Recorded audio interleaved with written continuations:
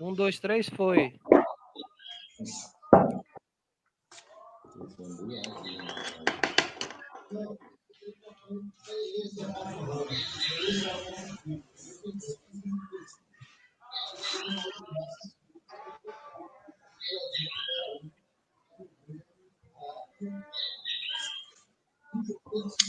Boa tarde a todos e a todas. Vamos aqui começar mais uma parte, né, do modo, que é o segundo modo do projeto de intervenção pedagógica do enfrentamento da pandemia, que vai do dia 29 a 15 de julho. Vamos fazer a abertura. Hoje nós temos a convidada especial aí, que é a Aline Caiapó, né, com todos vocês. Nós, professores indígenas, que estamos aqui para contribuir também e aprender muito com a Aline, né, e eu gostaria, nesse momento, de fazer a abertura, justificando aqui a ausência da professora Thelma, que precisou viajar, e a gente está dando seguimento no segundo modo do projeto. Felipe. Está aparecendo para compartilhar.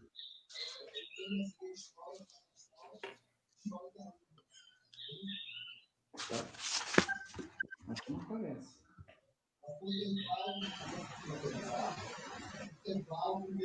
Bom, vamos, né, dar início à nossa web aula.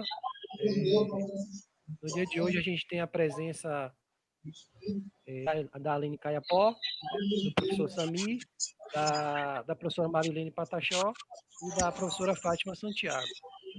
Eu vou passar a palavra para a professora Marilene Pataxó para ela poder fazer, né, a mediação, e a professora Aline em seguida fazer, né, os comentários dela. Por favor, professora Marilene. Felipe, você pode colocar aquela parte do slide depois? Tá. A segunda página.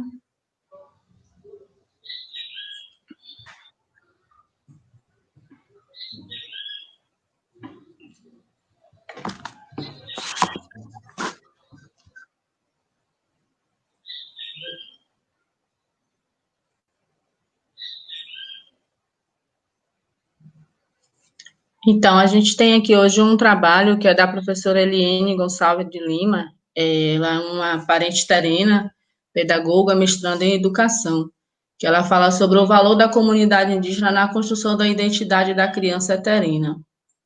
A criança indígena participa e vivencia todos os espaços e processos relacionais, mesmo não estando envolvido no diálogo. Ela participa ativamente dos acontecimentos. Ela observa, aprende, ressignifica com os adultos e outras crianças, em vários espaços, em primeira com os parentes mais próximos, depois com a comunidade indígena e, por último, com a escola. Portanto, a figura do professor indígena ou da professora indígena surge numa expectativa de fazer, compreender e mediatizar esses processos.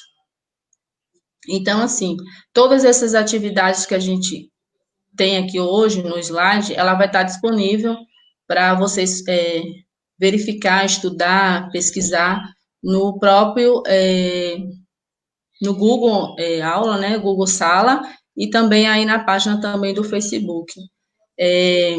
Vamos dar encaminhamento no sentido que a professora Fátima agora ela vai apresentar a parente Aline, porque a gente teria até outros slides também, mas por alguns motivos técnicos também, a gente vai passar a fala para a professora Fátima, e esses materiais vão estar disponíveis justamente para os indígenas que estão inscritos no curso, então aí não vai fazer tanta diferença. A professora Fátima faz esse trabalho de apresentação da professora Aline, em seguida a Aline toma a fala, e aí a gente vai anotando justamente as questões das perguntas. Se eu não me engano, acho que só o Felipe tem acesso a essas perguntas, não é isso, Felipe? Ou não? Então, aí a gente vai fazendo, devido a primeira a professora, a parente Aline faz a fala dela, né? E aí você vai anotando as perguntas, em seguida a gente vai fazendo esses questionamentos. Fátima. Bem, boa tarde a todos os cursistas, a todo mundo que nos assiste. Boa tarde, a professora Aline, nossa convidada especial hoje, e que vai estar também aí com seu companheiro, Edson Caiapó. Boa tarde, professor Sami, a professora Marilene e ao bolsista Felipe. Então, que a gente tenha uma tarde bastante agradável na companhia de todos vocês. Então, a Aline, eu já ouvi a Aline falando uma vez na Teia dos Povos. Então, ela é escritora, vaiarista, é uma feminista, ativista dos movimentos das mulheres e dos direitos dos povos indígenas. Então, eu passo a palavra, e vou apresentar também logo o Edson, né? Que é o companheiro de Aline, que é doutor em História da Educação e possui pós-doutorado em História e Historiografia da Amazônia, e é coordenador ou foi coordenador do curso de Licenciatura Intercultural Indígena, do IFBA, e ministra aulas de História e Educação Indígena. É um grande ativista, intelectual e militante da causa indígena. Então, passo a vocês a palavra, Aline.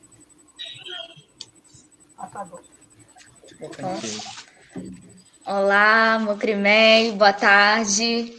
Bom, é muito bom estar aqui com vocês, né, colaborando e cooperando nesse momento, né, um momento bastante difícil que nós temos vivido, mas nós vamos superar, né, porque isso, né, é novo para nós, né, para os povos indígenas, para os povos originários, e, né, em memória dos nossos parentes que já se foram vítimas do Covid e em gratidão, né, ao povo Pataxó que tem me acolhido, né, que tem me tratado com tanto amor, com tanto carinho. Eu gostaria de tocar uma das primeiras canções, né, que é, na verdade, um grande rezo Pataxó, né, e assim, obrigada por essa oportunidade, tá bem?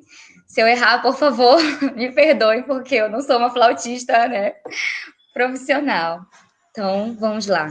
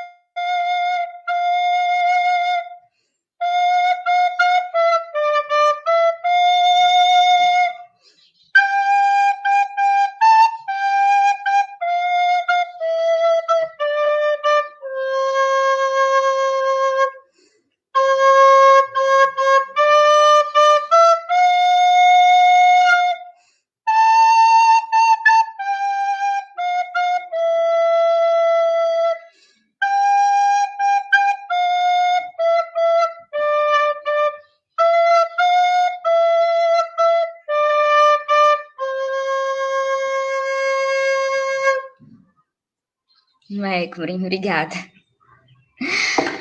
Bom, diante, né, desse momento difícil, eu quero dizer a vocês todos que não é nenhuma novidade que nós estamos vivendo um momento de crise, né?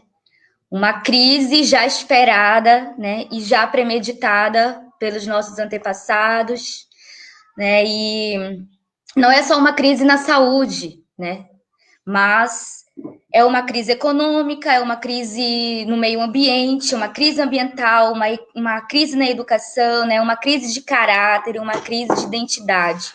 Né? Mas sobre a crise na saúde, nós temos o quê? Nós temos essa pandemia. Como eu falei no início, não é novidade para todos nós, né? Tem aqui um livro que eu gostaria de mostrar para vocês, do Mécio Gomes, né? Os Índios e o Brasil, onde ele trata e ele fala isso como, e ele chama essas epidemias como epidemias programadas, né? Epidemias programadas por quem? Por todo um sistema que, historicamente, pensou de uma forma genocida, né?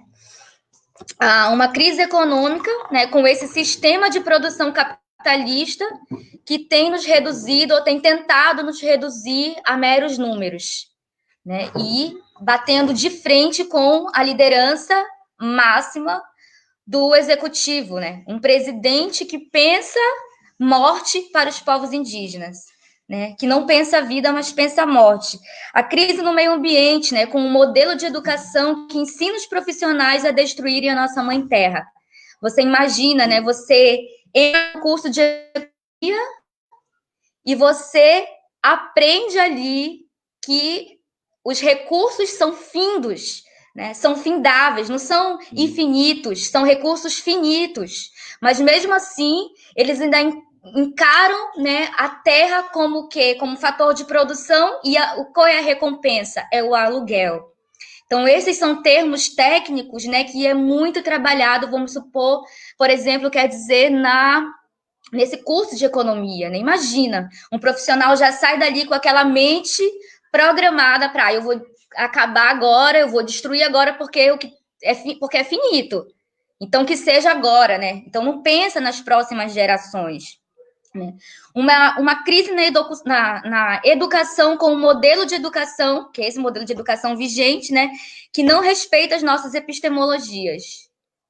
Então, imagina, né? Historicamente, a gente sabe o que é isso, né? Nós tivemos o Diretório dos Índios, para antes do Diretório, nós tivemos uma educação jesuítica, depois diretórica, e depois ainda teve o SPI, a FUNAI, a nossa educação sempre, né, negando as nossas epistemologias, né? Levando em consideração também, e é muito importante, na verdade, antes de levar em consideração, ressaltar que nós tivemos uma educação, né, que era assim, para a garantia de direitos. Para garantia de direitos, você tinha que o quê? Negar o teu idioma, negar a tua ancestralidade. Né? E agora, o que nós temos é, para a garantia de direitos, que são totalmente questionáveis quando nós não falamos o nosso idioma, né? Ou quando nós não sabemos por onde caminhar dentro de uma epistemologia espiritual. Então, parece assim que é uma coisa muito formada, né? Uma orquestra muito bem pensada, de forma que nos humilha, de forma para nos humilhar e nos reduzir a nada, né? Uma crise de caráter, né? Porque é espantoso a forma que esse país está lidando com a pandemia. Como que você vê, se você for fazer uma comparação, por exemplo, com a China, com o Japão, que os líderes do Estado aqui brasileiro estão aí, né, o tempo todo colocando as suas garras, é incomparável a forma que eles têm de se recuperar de um caos, né? Através de quê? De um ato comunitarismo? Não, através de uma coletividade, né? E a coletividade, ela é o quê? Ela é a consequência, né, de uma vida comunitária. Então, assim, roubos, superfaturamentos, né, de respiradores. Então, assim, é uma crise de caráter mesmo, né, que nós precisamos, como diz a minha querida vovó do coração, Eliane Potiguara, florescer no meio do lixo, né, e trazer uma nova proposta. E para isso nós precisamos romper com isso também que em alguma medida nós temos dentro de nós, que é, né, essas heranças colonializantes e colonizadoras. E para além de tudo isso, nós estamos vivendo uma crise de identidade. Uma crise de identidade que está ali com as suas raizezinhas fincadas, né, num processo pensado, né, num processo de Estado pensado, né, que tem as suas raízes ali fincadas em um pensamento colonializante. Então, assim, nós precisamos nos portar diante disso e saber como nos colocar agora. Porque o que nós temos visto é diversas violências, né, sendo perpetradas contra os povos indígenas e principalmente contra os nossos parentes, né, que estão se autodeclarando, né, os nossos parentes que estão se reconhecendo enquanto indígena, porque uma alma, eu sempre digo isso, né, um espírito, uma alma ancestral, ela não morre, né, ela não morre, e aí o Estado vai ter que dar conta desse caos todo que ele gerou e vai ter que dar conta da nossa diversidade, né. Isso, com certeza, não há mais para onde correr, não tem mais para onde correr, e nós vamos precisar repensar a nossa forma de viver a coletividade, né? Porque nós precisamos não abraçar de qualquer modo esses parentes, mas nós precisamos conversar sobre isso, porque eles estão se reconhecendo e eles estão necessitados dos nossos direcionamentos, sem dúvida nenhuma, né? E a gente precisa se posicionar com relação a isso. Então, diante desse cenário de crise, desse imbróglio de crises, não há dúvidas, né? Não há o que se pensar contrário a isso, né? Então, qual é assim, que eu diria assim, uma saída para esse caos todo, né? Não é só repensar, né? As pessoas falam, precisamos repensar, nós precisamos repensar. Sim, nós precisamos repensar isso tudo e repensar mesmo. Não só criticar, né? Do ponto de vista de repensar e pensar, ou então colocar todos os problemas numa bacia só, né? E ficar ali cultuando esses problemas, digamos assim, né? Mas nós precisamos refletir criticamente, né? Então, nós não podemos simplesmente sair criticando sem dar um rumo para a nossa crítica, né? Sem dar um direcionamento, sem dar uma luz, porque senão nós vamos ser mais do mesmo. Só um momento que está passando aqui um vizinho que está com som alto, né? Então, não é só repensar, né? Precisamos também ressignificar. E ressignificar não é sair ressignificando tudo, né? E porque nós precisamos também, né, comandar, digamos assim, né? Sempre nós fomos coadjuvantes e agora nós queremos ser protagonistas desse novo processo de pensamento epistemológico. Então, assim, não é só repensar, não é só ressignificar, porque a escola nós já estamos ressignificando. Né? No início, agora, eu acabei de falar sobre uma educação jesuítica, né? Depois uma educação de retórica, e agora nós estamos num outro momento que eu diria de um grande avanço, né? Dentro do que se considera de educação indígena, de conquista de direitos formais. Mas aí está o problema, porque nós temos diversos instrumentos jurídicos, milhares de instrumentos, vários instrumentos jurídicos, eu sou bem exagerada, né? Vários instrumentos jurídicos que, na verdade, não têm uma aplicação, não encontram uma aplicabilidade, né? É como se o Estado tivesse nos, né, estapeando e nos tapeando, né? Nos levando na conversa. Vamos aqui colocar no papel, nós somos muito bons para colocar as coisas no papel, né? Então, vamos colocar aqui no papel para ver se acalma esses índios aí, né? Se dá um cala-boca neles, um sossega-leão neles, e depois a gente vê o que é que a gente faz. Depois a gente cria novas estratégias, né? Enquanto isso, nós estamos sendo ludibriados, né? E tapeados por uma série de normas, né? Que não encontram uma aplicabilidade no campo real. Então, assim, a escola a gente consegue ressignificar, mas existem coisas que ferem a nossa luta, que ferem o início da nossa luta, que não tem como ressignificar, de fato, né? Então, a gente precisa repensar e ressignificar isso para que a gente possa aplicar. Né? Mas como que nós vamos aplicar se nós não fazemos parte da máquina? Né? Se nós não estamos ali dentro de posições de comando? Então, estar nessas posições de comando também. Né? Muitas pessoas, às vezes, eu lembro assim, o Edson, numa época que ele era coordenador da Linter, né? Quando ele era coordenador da licenciatura intercultural indígena no IFBA aqui de Porto Seguro, muitas pessoas perguntavam para ele como você pode ser instituição e como você pode ser ativista ao mesmo tempo. Como que você consegue? Ele disse assim, porque eu tenho uma ancestralidade. Então, a busca por essa ancestralidade, né, a conexão, o compromisso com uma ancestralidade, ele é o cerne da base de todo cidadão. Na verdade, eu nem vou falar cidadão, porque eu não considero que nós sejamos cidadãos, né, de todo ser, de todo indivíduo indígena. Né? Porque o que nós temos, afinal de contas, nesse bojo todo? O que nós aprendemos, né? Nós aprendemos nos campos formais, né, e meramente formais, sobre ideais. Ideais que durante bastante tempo eu ficava jogando pedras, né? Porque eu falava assim, esses ideais iluministas, esses ideais franceses, eles não têm nenhuma aplicabilidade no campo real, nem irreal, sabe? Tá muito longe. Então, justamente está longe, porque é um ideal, né? Mas mesmo assim, mesmo que eu consiga, por exemplo, aí, né, o que eu falei, repensar esses ideais iluministas e ressignificá-los, né, para atribuí-los a uma realidade originária, indígena, que não é no seu todo impossível, porque é muito lindo a gente pensar em igualdade, é muito lindo a gente pensar em liberdade, é muito lindo a gente pensar em fraternidade, né? Mas como que a gente faz, então, para ter o protagonismo dessa luta, dessa formação, dessa nova formação epistêmica, já que nós, né, somos seres originários? Como que nós vamos fazer isso, então? Então, vamos repensar uma outra coisa, né? O que o campo iluminista francês, né? O que esse pensamento hegemônico né, com essa sua tentativa de homogeneizar tudo prega? Liberdade, igualdade, fraternidade, né? Esses são os ideais franceses. E os nossos? Os nossos tem que ser o bem viver. Porque não adianta você ser um indígena e não ser anticapitalista, né? Não tem como você ser um indígena e coadunar e concordar com a forma que está posto, né? E não adianta a gente ser estapeado e ser ludibriado por um mercado liberal que usa das nossas marcas ancestrais, né, para ganhar dinheiro, para crescer e continua nos humilhando enquanto pertencimento.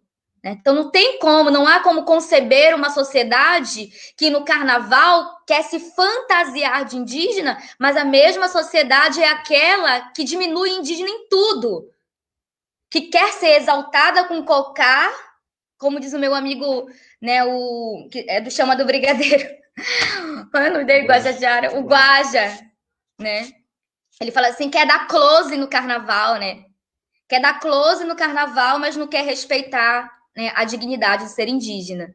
É a mesma, né, a mesma realidade, com as mesmas situações. Então, para você ver como é tudo muito, né, estrutural. Então, a gente precisa repensar uma outra coisa. O que repensar? O que ressignificar e como aplicar? Vamos para o campo real. O que nós temos? Porque, pensando bem, sabe, Marilene, né, professora, eu não sei, não consigo nem ler os nomes de vocês todos aí, mas professora Fátima, Marilene, professor Sami, nós temos um tripé. Esse tripé é iluminista. E eu fico pensando, ele é bom, dá para ressignificar, mas como é que a gente vai confiar, né, num ideal e num ideário que não pense e que não esteja no seu escopo a diversidade e que anule a espiritualidade, né? Porque a gente sabe que o iluminismo ele pregava tudo isso, igualdade, liberdade, fraternidade e também a razão, né? A razão. Então, ser racional é parar de ficar atribuindo, né, as forças da natureza, essa contemplação, ela não tinha essa contemplação, a outra contemplação, o homem no centro de tudo. Dominando a natureza, inclusive, olha só, né? Dominando a natureza. Né? Olha a petulância que foi desenhada e projetada. Então, né, baseado nos estudos de Dermival Saviani, eu trouxe aqui o caderninho, olha, Escola e a Democracia, a obra Escola e a Democracia. Eu acho muito legal porque ele é um pesquisador, né, de educação, mas ele conversa bastante com o direito. E ele fala assim, né, tem o ponto de partida e o ponto de chegada.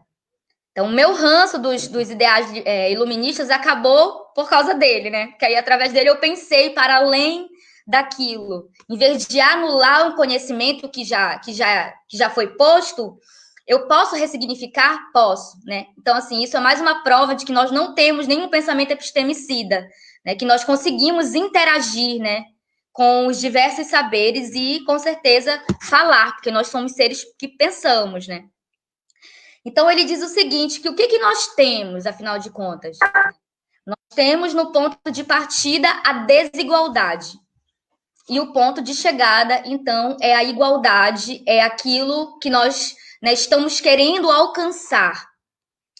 E eu fiz aqui uma brincadeirinha, na verdade, que eu coloquei assim, baseado no Dermival Saviani, eu coloquei ponto de partida e ponto de chegada. Né? Mas antes de falar o ponto de partida e o ponto de chegada, eu queria falar para vocês que eu falei sobre liberdade, igualdade e fraternidade, e falei mais que nós temos que ressignificar, né, para aplicarmos, repensarmos, ressignificarmos para aplicarmos. Então, eu repensei isso, né, eu repensei e incluí, né, coloquei mais outros 3 pezinhos, né, então já tinha 3, o tripézinho aqui, né, vou colocar aqui 4, 5 tripés, não, mas é 3 tripézinhos.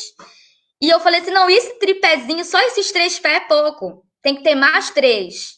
Aí eu coloquei, por enquanto, né? Porque isso ainda está em aberto. Coloquei mais 3, né? Que é a espiritualidade, a diversidade e a coletividade. Então, o nosso ideal, enquanto pensadores, né, do bem viver, que valoriza a Pachamama, que valoriza a Mãe Terra, é sim, espiritualidade, diversidade, liberdade, igualdade, coletividade, fraternidade. Se eu pudesse falar numa ordem, eu poderia falar espiritualidade, né, coletividade, liberdade, igualdade, e isso tudo deixaria a fraternidade, né, café com leite, diria assim, né, não fede nem cheira, vamos dizer assim. Então, né, seria desnecessário até falar em fraternidade, porque se você tem tudo isso, se você tem uma espiritualidade alinhada, se você respeita a diversidade, se você vai ter uma consciência para que você, né, usufrua da sua liberdade, você vai sentir igual, você, né, tem esse pensamento coletivo, então você não precisa da fraternidade para absolutamente nada, né? Mas, voltando aqui para a pontezinha que eu falei para vocês, então eu coloquei assim, o que nós temos e o que devemos alcançar, né? Como o ideal do bem viver. E aí eu coloquei ponto de partida, o que nós temos, né? Contrário ao ideal da liberdade. Então, eu vou colocar logo aqui em primeira instância, a parte do que nós já temos, né? E depois os ideais que eu considero que são esses outros 3 do bem viver. Então, eu coloquei as prisões e as coerções, né? Contrário à liberdade, o que é que nós temos? Nós temos um sistema que nos coage o tempo todo, que é um sistema coercitivo, né, que sempre, e não é só um sistema coercitivo do ponto de vista penal, né, do ponto de vista criminal, etc. Não, um ponto de vista da coerção de tudo, né, tudo que é contrário à nossa liberdade, tudo que tenta nos colocar numa caixinha, né, a sociedade que fica querendo dizer quem é indígena e quem não é, a forma que não é, desse jeito tu tem direito, desse outro jeito tu não tem, a indígena na aldeia tem direito à política pública pelo SUS, indígena na cidade não tem direito à política pública pelo SUS, né, e todos esses tipos de coisas, né, que ferem, do SUS não, da CESAI, né, essas questões que ferem a nossa liberdade, né, que ferem a nossa dignidade. Então, ponto de partida, o que é que nós temos? As prisões, as coerções, né, versus a liberdade, que é o nosso ideal a alcançar, que é o justo, né? E se eu tenho no ponto de partida as prisões, as coerções, né, e eu tenho no ponto de chegada uma sociedade, né, que preza pela liberdade, como que eu faço para eu chegar aqui na liberdade? Eu vou precisar de uma ponte, né? E essa ponte, precisa alguma coisa passar por essa pontezinha para chegar até a liberdade. E essa ponte quem é que passa? Aí eu coloquei aqui, quem passa é a consciência, né? Você precisa de uma consciência para que você possa usufruir da tua liberdade, né? E essa ponte tem um nome, essa ponte é a ponte da equidade, né? Então, o que é a equidade no fim das contas? A equidade você tem um objetivo final a alcançar, que é um objetivo justo, mas você precisa fazer com que aquilo funcione. Então, vamos nos atribuir, né, de instrumentos para fazer com que aquela situação final legal se concretize. Eu considero que isso seja a equidade. E a igualdade, que é um outro ideal francês, né? O que nós temos agora no ponto de partida? Nós temos a desigualdade, né? E o nome da pontezinha, também a pontezinha da equidade. Precisa ser construída essa pontezinha da equidade. E dessa vez, quem é que vai passar por cima da pontezinha da equidade para chegar até a igualdade, que é o ponto de chegada, é o ponto final, é o ideal a alcançar? A alteridade. Como que eu posso, né, viver uma igualdade se as pessoas não respeitam, né, as nossas alteridades. Né? E o que é respeitar a nossa alteridade? É respeitar que não existem índios, né, que existem Pataxó, que existem Kayapó, né, que é o nome Mebengocré, que existe Wailapiti, né, que existe diversos povos, Guarani, etc. Isso é ter uma consciência, né, de alteridade, você respeitar a diversidade. Vamos passar então para a fraternidade, né, que é um terceiro ideal francês, lá, iluminista. Então, o que nós temos no ponto de partida?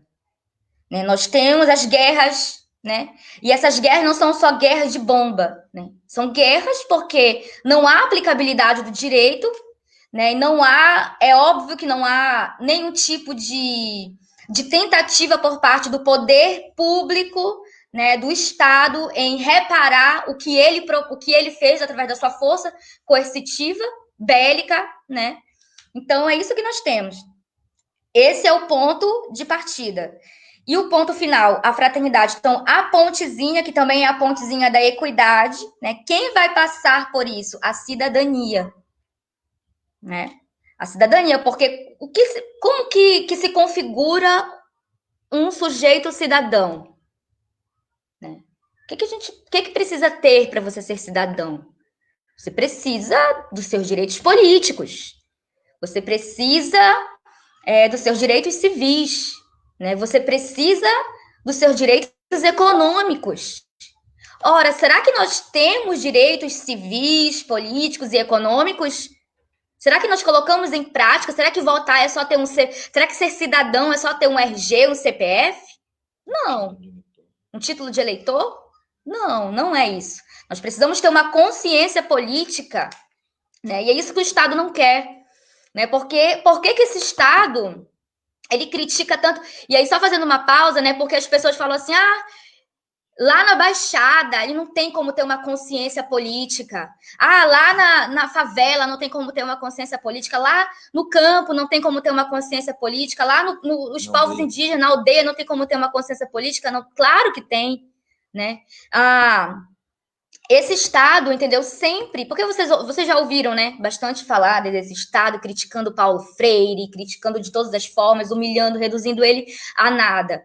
Né? Mas por que ele faz isso? Porque ele pensou para além daquela caixa, para além do tempo dele, ele pensou de uma forma humana, sabe? Porque imagina ele levar um tijolo, ensinar aquela pessoa, entra na sala analfabeta e sai de lá um ser extremamente politizado. Né? Ele leva um tijolo e fala assim, olha, T, né? O Edson estava me explicando esses dias, T, T-I, Ti, né? J-O, L-O, e aí ele vai depois dizendo como... E o tijolo faz o quê? Faz a casa, e vai ensinando. E a casa que é construída por quem? Né? Através de quê? Quem é que sofre? Ele pode entrar e vai criando, né, uma série de consciência política naquela pessoa, que ele já sai dali não só sabendo falar e escrever a palavra tijolo, mas ele sabe de onde vem, para que serve, o que faz, quem é que usa, quem que utiliza, né? E uma gama de conhecimentos, né?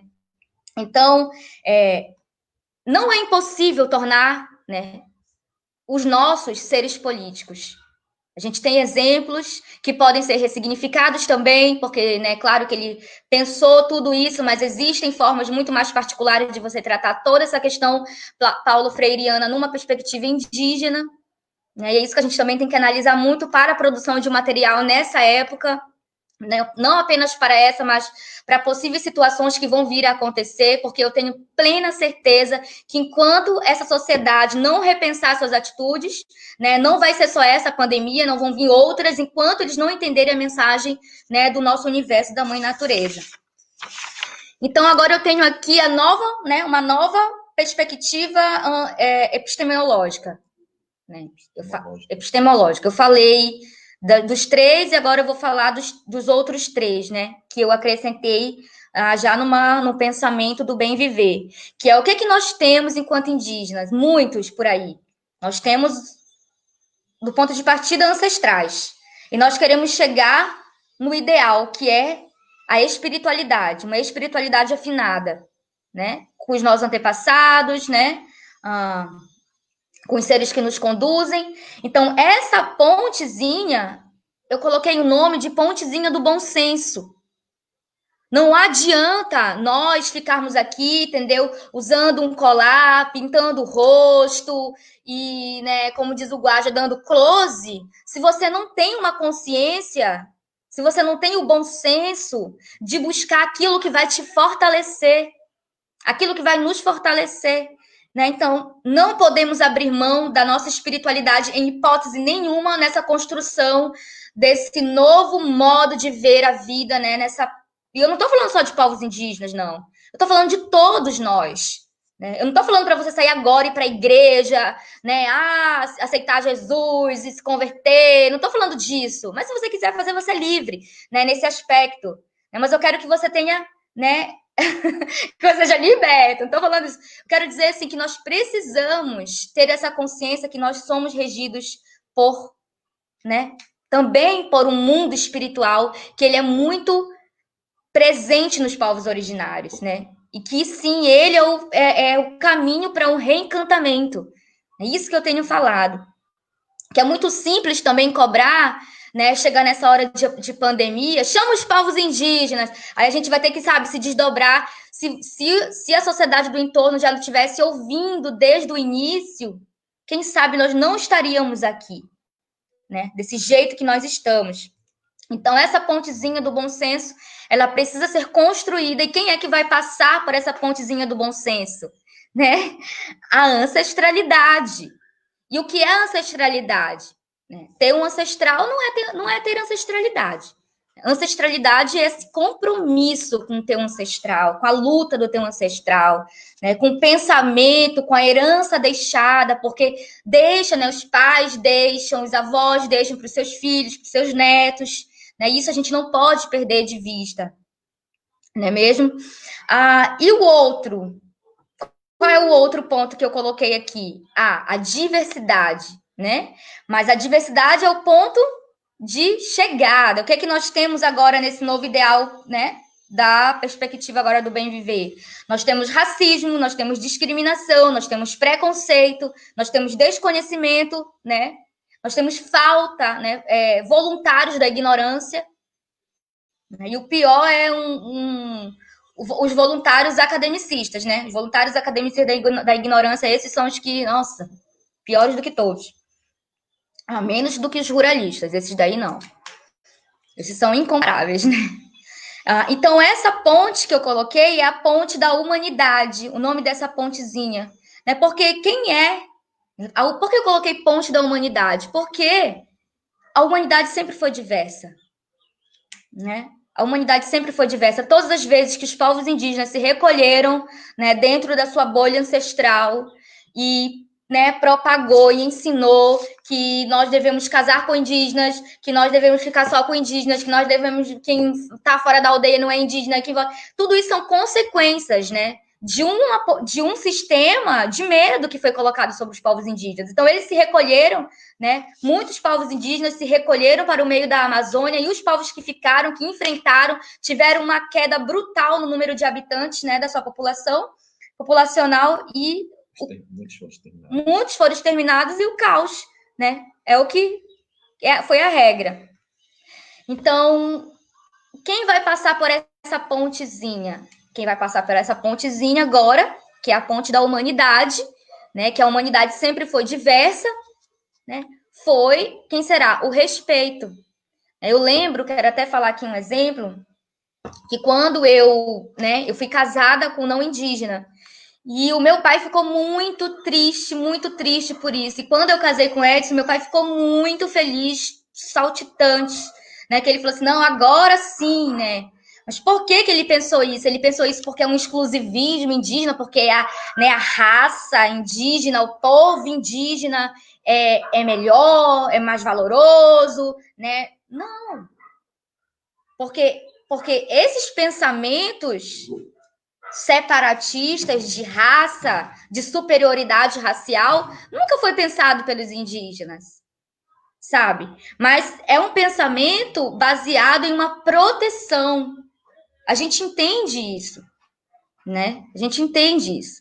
E E se a gente construir essa pontezinha do respeito, nós vamos conseguir chegar, né, ao nosso ideal, que é o respeito à nossa diversidade. Né, e assim poder ter, né, a prática de uma sociedade, né, que pratica alteridade, etc. O último, dentro desse ideal, eu coloquei a coletividade, né? Então, como ponto de partida, o que é que nós temos? Nós temos o egoísmo, né? Eu não estou dizendo que uma sociedade individualista é obrigatoriamente, necessariamente uma sociedade egoísta, mas nós sabemos que o que nós temos é o egoísmo, onde as pessoas só se preocupam com o seu umbigo, com a sua pesquisa, não interessa se a tua pesquisa vai ferir o outro, não interessa a produção do conhecimento que você vai fazer, não interessa aquela reportagem, não interessa o que você fale, sabe? Você não se importa com o outro, você quer saber de você estar no centro, né? Você quer crescer, e aí dentro desse egoísmo e desse individualismo, que eu disse que não necessariamente é a mesma coisa, a gente tem penado muito dentro das universidades e centros acadêmicos, né? Porque... né? A gente vê assim, uma sociedade, eu quero muito que vocês tenham maturidade para ouvir isso que eu vou falar, mas nós tivemos um processo histórico, né, que ganhou dinheiro com a colonização, né? Depois ganhou grana com a descolonização entre aspas, e também está no mesmo imbróglio, entendeu? Ganhando dinheiro com a decolonização.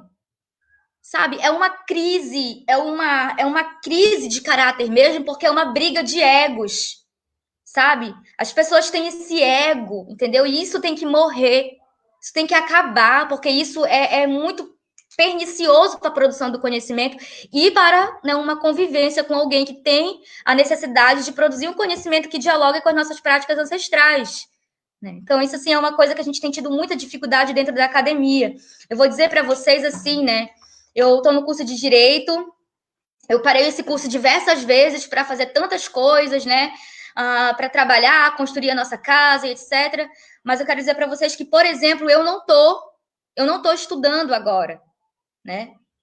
Me matriculei novamente, tive que sair do FIES, porque o FIES simplesmente anulou a minha estada durante 4 anos, né? E eu tive que sair da faculdade da qual eu estudava aqui em Porto Seguro. E agora eu vou dizer uma coisa para vocês muito triste, tá? Mas eu preciso falar isso porque eu sou uma pessoa, quem me conhece, a Marilene sabe um pouco, eu sou uma pessoa muito, assim, eu tento ser verdadeira o máximo que eu posso, e eu não consigo ficar tapando o sol com a peneira, sabe?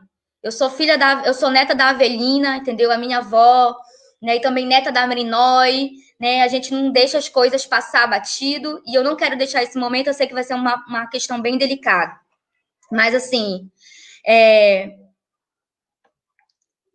sofri racismo na minha faculdade, sofri injúria racial, né? E tudo isso tentou me paralisar. Então, eu pensei assim, eu vou me matricular na licenciatura intercultural indígena, né? O IFBA de Porto Seguro abriu o curso e eu me matriculei. E assim, por diversos motivos, eu não fui aceita no curso, né? Acho que não chegaram nem a pegar o meu documento, mas alegaram que eu era uma indígena desaldeada. Né? O que é ser indígena desaldeado, né? Ora, eu tenho a minha aldeia, eu tenho ligação total com o pertencimento da minha aldeia, com a construção, com a formação da aldeia, onde o meu pai, inclusive, é cacique, né? Então, assim, eu fiquei extremamente ofendida, né? Quis procurar o reitor na época, mas estava aí nesse processo de mudança. Depois eu acabei deixando para lá, né? Porque o meu marido é funcionário do IFE. Eu pensei assim, isso pode respingar nele de alguma forma. Mas assim, eu sou uma pessoa muito verdadeira, sabe? Então eu não vou deixar isso passar batido só porque eu tô aqui, entendeu? Eu acho assim que foi difícil para mim ter que aguentar isso. Foi um choque muito grande. Então assim, a gente passa por isso o tempo inteiro. Sabe? Então, esse sentimento, esse egoísmo, sabe? De ver aquela pessoa ali como uma possível ameaça, alguma coisa, isso é muito pavoroso e muito triste. Isso aí eu atribuo ao ego, né? A esses egos aí, essa briga por poder, né? Por ego. Mas, bom, gente, diante disso e dessa crise inteira, dessa coisa que eu já falei toda, generalizada e, né, agravada por essa pandemia, o que nós temos, né? como que nós podemos agir? Porque esse é um momento muito difícil para os povos indígenas. É um momento difícil porque as nossas terras indígenas, os territórios indígenas na Amazônia, eu vou dizer aqui da Amazônia, depois eu vou falar sobre a minha experiência aqui com os povos Pataxó, Tupinambá, né, Pataxó Ranrã, mas aqui do extremo sul da Bahia, que eu tenho mais ligação, que eu me atrevo até a falar, né. Vou falar sobre as aldeias de Mebengocré, são totalmente distantes dos centros urbanos. Então, a gente tem aí uma coisa, né, uma característica que dificulta muito, né, a nossa sobrevivência. A sobrevivência de alguém, por exemplo, que está precisando fazer um exame, que precisa fazer um exame mais aprofundado, porque a gente sabe, né, que a Secretaria de Saúde Indígena, ela cobre, sim, mas casos de pequena complexidade. Talvez até de média complexidade, né? Mas, assim, de alta complexidade, vai ter que ir, né, para o SUS, para os hospitais, como qualquer outro. A gente sabe disso, que é um problema que todos os brasileiros estão enfrentando, mas nós, né, sempre, porque tem o agravante da história e da tentativa de genocídio constante contra os povos diversos. As igrejas, né, protestantes que têm entrado nos territórios indígenas e têm, né, proliferado diversos tipos de coisas, e também são vetores, né, do próprio vírus, né, do Covid-19. Os intrusos, que eu coloquei aqui intrusos, mas eu quero dizer assim, garimpeiros, né, madeireiros nas terras daqui.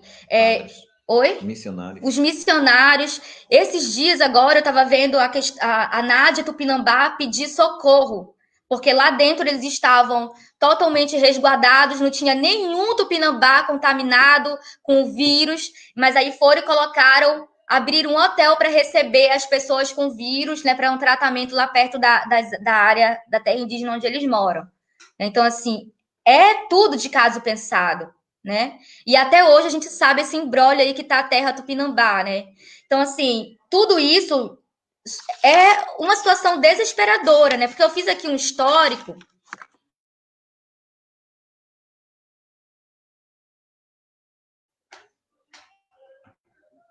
Vocês estão ouvindo?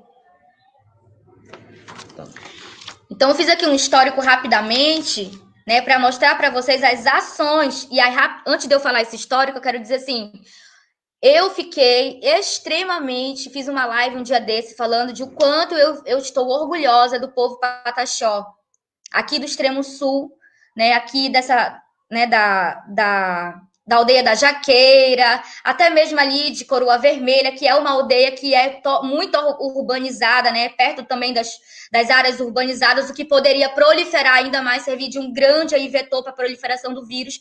A gente tem visto o contrário disso, a gente tem visto que os Pataxó têm tido uma consciência, e olha que aqui, queridos amigos aí, professores, vocês sabem, né? Vocês sabem que o povo Pataxó trabalha com a questão do turismo muito, né? Então, é uma quebra brutal, né, dentro de uma escoação de uma economia, né, dos produtos que eles produzem, né, dos artesanatos, né, de tudo, dos colares, dos enfeites que eles fazem. Então, isso tudo impacta muito, né, na economia do povo Pataxó.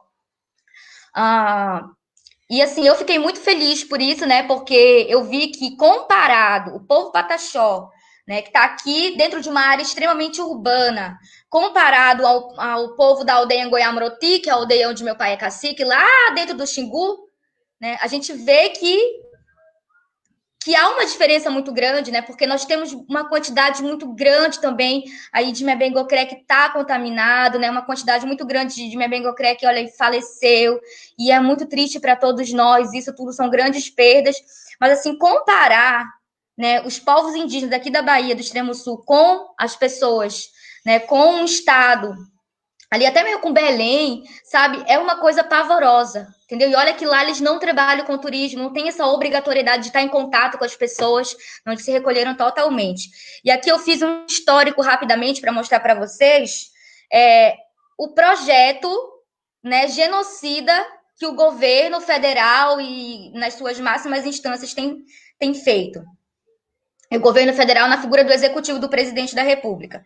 Então, nós tivemos aqui, dia 17 de março, né, a FUNAI, que ela expediu uma portaria proibindo a entrada de de qualquer pessoa em terras indígenas. Aí, no dia 13 de abril, né, eu coloquei aqui, porque essa aqui foi uma notícia que eu vi, os meus parentes mandaram para mim.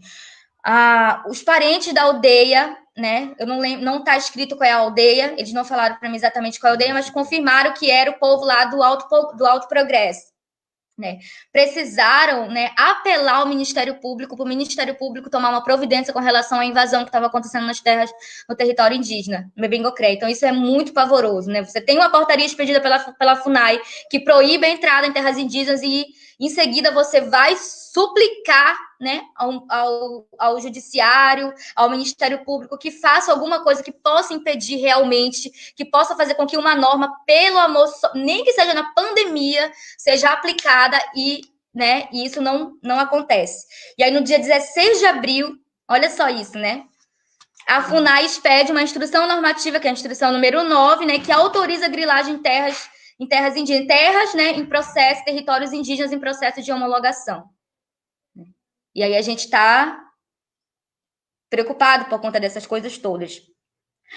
Para encerrar esse pequeno histórico, Zílio, que eu coloquei aqui, né, dia 22 de abril ocorreu a reunião, essa reunião que vocês sabem muito bem, reunião com os ministros, né, presidente da República e os ministros, né, aquela cena de horrores, né, que nós tivemos acesso, onde o ministro da Educação diz: eu odeio, não suporto a palavra povos indígenas, né? Eu não suporto a palavra povos indígenas, eu acho que todos têm que ser iguais. Exatamente por isso que eu trouxe essa nova perspectiva do bem viver, trazendo esses outros ideais, né? Porque para um ministro da Educação abrir a boca e dizer assim, eu odeio a palavra povos indígenas, é porque, de fato, esses princípios, né, de igualdade, de liberdade, igualdade, fraternidade, precisam ser repensados, precisam ser ressignificados para que a gente possa aplicar eles no campo real, né, da nossa forma, porque a gente precisa, sim, ser reconhecido e ser respeitado nas nossas epistemologias. E o ministro do Meio Ambiente que falou, né, vamos aproveitar a pandemia para boiada passar. Então, é uma situação pavorosa, né?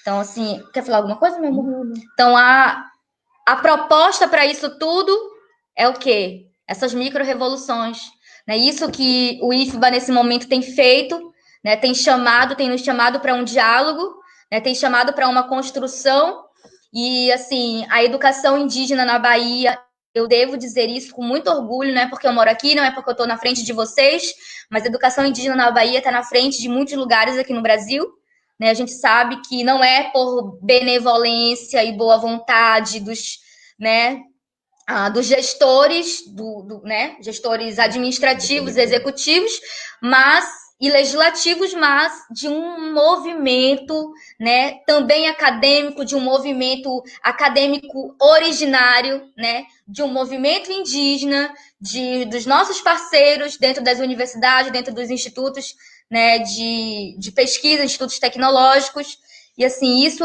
tem sido muito importante, sabe? Essas parcerias que vão fazer com que nós consigamos alcançar novos rumos, né, para um pós-pandemia. Então, a gente precisa, sim, trabalhar e valorizar esses momentos agora, né, e valorizar muito esses momentos agora, porque eles são extremamente valiosos para nós.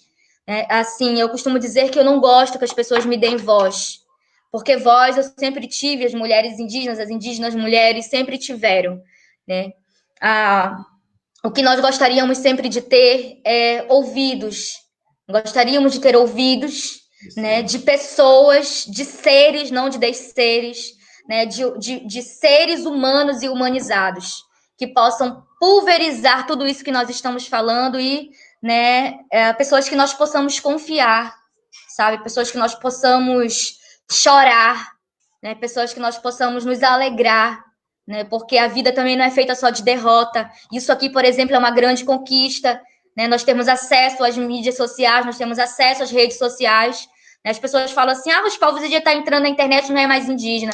Querido, não, nós ressignificamos, né? Repensar, né? Ressignificar e aplicar isso de uma forma coerente. Não é só para o parente ficar ali dia e noite na internet, né? Sem fazer absolutamente nada, sem usar isso como um instrumento, né? De resistência e de mudança, né, para nós.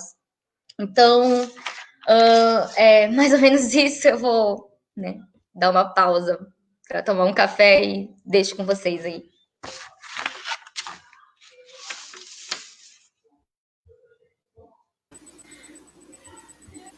Eu quero agradecer a Aline, essa fala potente, belíssima, né? Essa leitura precisa desse contexto social, político, em que a gente está vivendo, e a situação dos povos indígenas, né? Nesse contexto. E não é uma situação nova para os povos indígenas, né? Ela deixou bem claro isso aí. E muito bacana, não é, essa ressignificação que você fez, não é, a partir dessa ancestralidade, não é, da questão do bem viver, não é? E é esse bem viver que vai possibilitar aos povos indígenas, né, se inserir também nessa sociedade, e que é um bem viver que é para todos, não é? É isso que é bonito nesse paradigma indígena, nessa proposta indígena. Então, eu acho que quero convidar agora também o Edson, se ele quiser dar alguma contribuição, para depois a gente passar para as perguntas dos cursistas.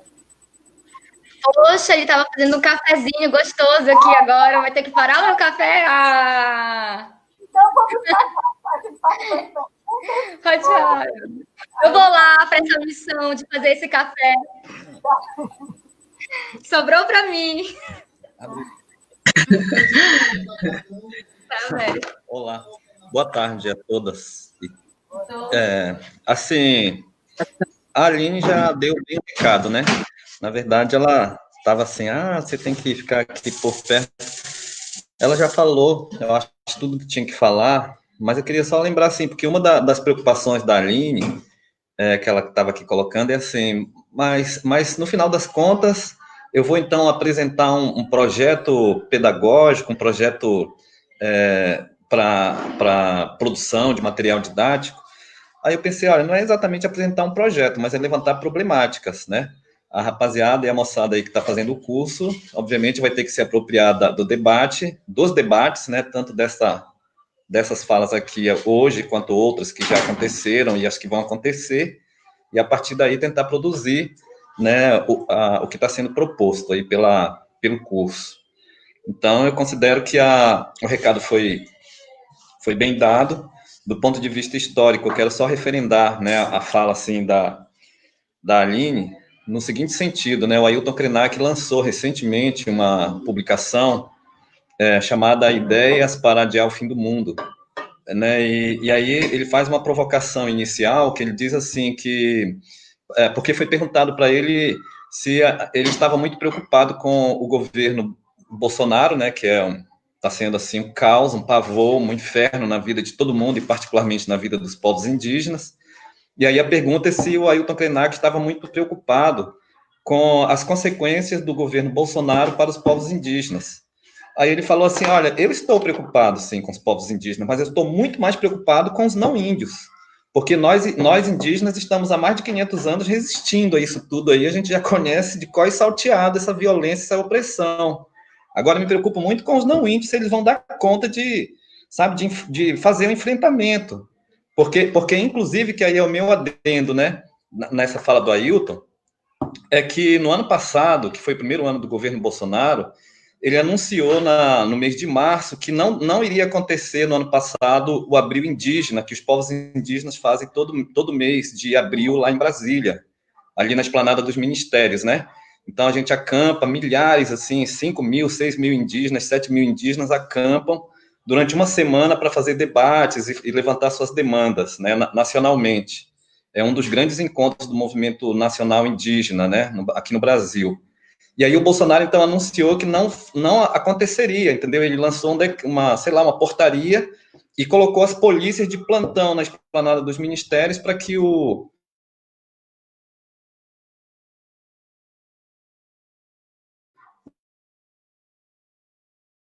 acampamento Terra Livre não acontecesse. Isso foi, a Aline e Brasília, os grupos, nós ficamos alojados em vários lugares,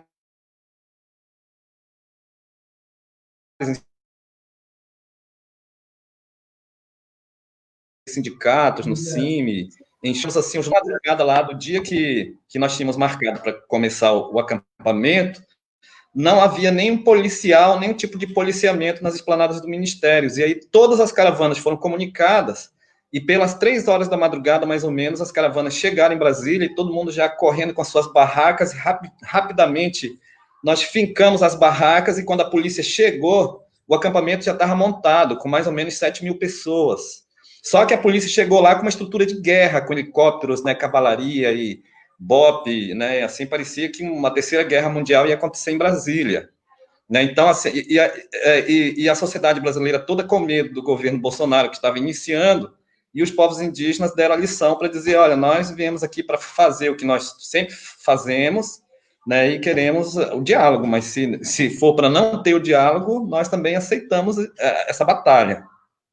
Enfim, então, assim, nós estamos diante de uma situação, assim, difícil, né, de pandemia, de crise mundial, e aí o Ailton Krenak, ele escreve, então, sobre as ideias para adiar o fim do mundo, e adiar o fim do mundo é isso, é pensar no momento imediatamente após a crise. Eu acho bacana, assim, que a gente pense, né, em material didático-pedagógico, projetos didático-pedagógicos para enfrentar a pandemia. Isso é fundamental, porque a pandemia, no formato que ela está caminhando nos meios indígenas, ela aponta para um extermínio.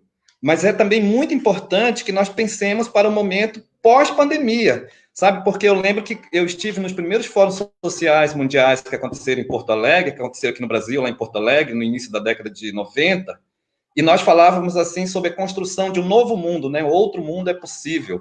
Só que nós pensávamos isso, assim, meio sem compromisso de tempo. Hoje, sabe, eu falo assim, olha, é necessário nós construirmos um outro mundo e uma outra sociedade, mas não é para um tempo descompromissado, não, é para quando, sabe, a quarentena for suspensa, nós temos que montar essa outra sociedade. Eu não acredito definitivamente que seja possível que nós, professores, voltemos para nossas salas de aulas pós-quarentena no mesmo formato, sabe? Não acredito que nós vamos continuar com os mesmos discursozinhos cansativos para os nossos alunos e totalmente descontextualizado das realidades indígenas e não indígenas, sabe? Então, a mudança, ela é necessária. Eu acho que nós estamos num momento privilegiado, assim, para fazer esses debates, e essas lives, elas são muito importantes nesse sentido, mas assim, a construção de uma outra sociedade que vá superar essa sociedade falida, que a Aline descreveu muito bem, né? É o cartesianismo, o eurocentrismo, o projeto iluminista que está falido, sabe? A ressignificação disso tudo, o reencantamento, o envolvimento que se opõe a desenvolvimento, diga-se de passagem, ele tem que acontecer, e assim, não é para daqui a muito tempo, não, é para o momento de suspensão da quarentena e nós implantarmos uma outra proposta, sabe? Porque a falência, a crise, ela está escancarada, a falência está visível para todos, né? E aí eu penso, então, que, de fato, é muito importante que nós pensemos nas problemáticas, e aí a gente está fazendo recorte indígena, a Aline levantou todas as problemáticas da pandemia entre os indígenas. Isso é muito importante, nós pensarmos e refletirmos, inclusive refletirmos historicamente para pensarmos que as epidemias entre os indígenas, elas são também históricas e elas são programadas, como diz a obra aqui que a Aline apresentou, né, que é o Messi Gomes, Os Índios e o Brasil. E aí tem um capítulo que o Messi Gomes, ele coloca, assim, várias histórias de epidemias, sabe, de colonizadores, inclusive, assim, nomeados como representantes do Estado, que iam levar roupas contaminadas por doenças, lá no Maranhão, no sul do Brasil, em Santa Catarina, no Paraná, no Brasil inteiro, roupas contaminadas. E aí os indígenas recebiam, ficavam super felizes com aquelas roupas, e daqui a algumas semanas estava todo mundo morrendo. E acontecia extermínio de um povo inteiro, de aldeias inteiras, distribuição de alimentos contaminados. Então, para nós indígenas, isso é uma realidade histórica que se reproduz historicamente. Por isso que a fala do Ailton Krenak faz sentido. Olha, nós já conhecemos isso, entendeu? E a gente já resiste contra isso desde o século XVI. Né? Vamos pensar que quando os portugueses invadiram aqui o Brasil, uma das primeiras ações políticas foi decretar guerras justas contra os povos indígenas. E o que eram as guerras justas? Extermínio de grupos indígenas, né, e de pessoas indígenas que não aceitam a fé cristã ou que não aceitam as ordens da coroa portuguesa. E entre as guerras justas estão as epidemias programadas. Mas não só isso, porque as guerras justas, elas, na verdade, vão tomando novas roupagens ao longo do tempo. Hoje em dia, as guerras justas, elas são nomeadas, né? A Aline falou aqui da medida provisória número 9. Como é que é o nome, Aline? Medida provisória, né? Número 9. Instrução normativa número 9, que a FUNAI lançou mês passado, né, liberando a grilagem nas terras indígenas não homologadas. Tem uma outra guerra justa chamada PEC 215. Em processo, né, de homologação. Tem uma outra guerra justa chamada PL 1610, né, que é o projeto de lei que libera a mineração em terras indígenas. Tem uma outra guerra justa chamada Marco Temporal, e por aí vai. Então, as guerras justas, elas vão tomando outras roupagens. A FUNAI não, o CIMI, lançou recentemente uma publicação todos os projetos chamada Congresso Anti-Indígena, né? É um lançamento onde o CIMI fez um rastreamento de todos os projetos anti-indígenas que transitaram no Congresso Nacional desde 2015 até 2019. Assim, olha, é absurdo, porque são, tipo assim, 500 projetos de lei, PL, PECs contra os povos indígenas, né? É um estudo assim, interessante para demonstrar que as guerras justas, elas não cessam. Enfim, eu penso que o diálogo tem que acontecer, deve acontecer, né? O monólogo é chato, a Aline falou, e eu não vou aqui ficar me alongando, né? Eu prefiro abrir o espaço para a moçada e a rapaziada aí se manifestar. Chega para cá, Aline. A Aline está aqui. Muito obrigada por sua participação, excelente. Quem ficou responsável por recolher as perguntas? Cadê Felipe com as perguntas do site? E aí eu passo a palavra também para Marilene ou Samir, se quiser fazer alguma pergunta, fazer algum comentário. Quer falar, Não, Maria? Fátima, é só aguardar as perguntas que o Felipe vai colocar. Mas, de antemão, aí agradecer aí a Aline e o Edson por esse momento, por essa contribuição, né? Que é muito importante. Aí tem uma pergunta aí, ó. De Márcia Senge, né? Márcia, a gente conhece. Pode ler, Fátima. Aline, então, na sua opinião, o projeto de intervenção seria esse ideal do bem viver? Aplicar essa forma que você falou nas escolas e comunidades indígenas? O bem viver pode ser. Sim, o bem viver é o nosso ideal, né? O professor Gessen Baniwa fala assim, né? Uma utopia do bem viver, né? O que nós estamos buscando, né? Alcançar. Eu acredito que sim, eu acredito que as pessoas falam muito sobre a questão da interculturalidade, né? Como se fosse como se tivesse assim descoberto a roda, né? Descobrir o fogo, interculturalidade, branca, indígena. Sempre branca e indígena, né? Nós vamos praticar a interculturalidade, mas nós, povos originários, sempre tivemos a interculturalidade, né? Então, agora eu não vejo por que não utilizar, né, esse conceito, que já é uma coisa muito trabalhada, né, com os povos andinos, nossos parentes andinos, assim. Então, acho muito incrível a gente, né, alimentar essa ideia do bem viver aqui, né, e contribuir, dar nossa contribuição, né, e colaborar na luta dos parentes Aymara, Quechua e os outros povos que, né, vivem ali naquelas redondezas andinas. Eu acho que essa é uma saída muito importante, né? Como descendente Aymara, eu levanto aí essa bandeira do bem viver sem dúvida alguma. O bem viver também foi um dos ideais da campanha de Sônia Guajajara, né? Ela falou muito dessa questão do bem viver durante a campanha. para presidente, para vice, né? Foi um grande desafio para a Sônia, né? Porque você imagina você levantar uma bandeira do bem viver num modo e num modelo que, às vezes, o discurso é um, mas a realidade é outra, né? No campo real, a aplicação ela é outra. Então, acho assim que não há interesse de partido algum com a bandeira do bem viver, né?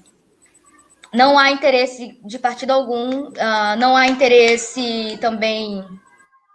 Eu não sei, não posso. Com certeza, sim, não há interesse de fato, né? Dentro da mesma perspectiva, dentro do mesmo olhar que que um indígena tem, ou que uma pessoa que entendeu o ideal do bem viver tem, consegue, né, conceber para, né, se comparado com as outras diversas bandeiras, né?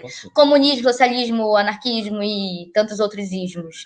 Então, assim, é uma coisa que a gente precisa trabalhar, né? O bem viver, ele é uma possibilidade real. A gente consegue.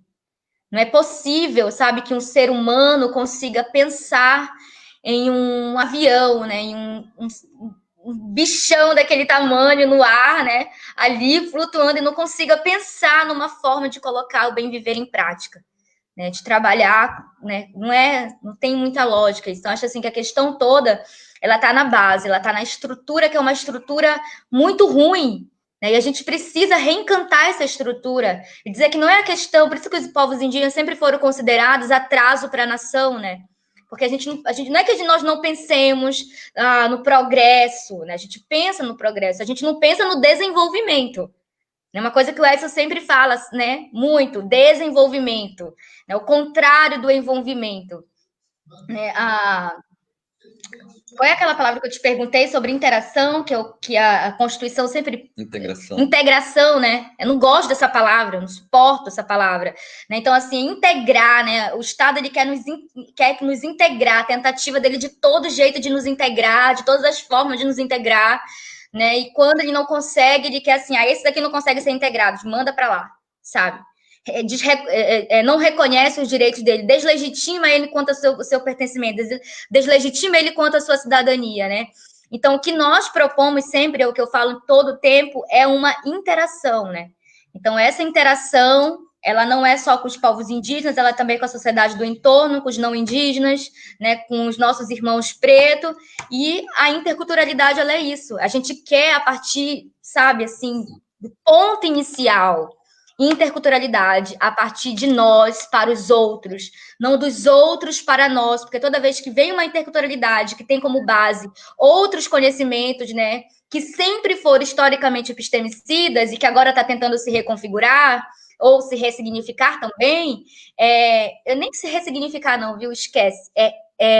Reconfigurar mesmo da perspectiva não indígena para indígena, né? Então, nós precisamos ressignificar muitas coisas, mas os indígenas, os não indígenas não têm que ressignificar, eles têm que reconfigurar total a forma que sempre agiram conosco.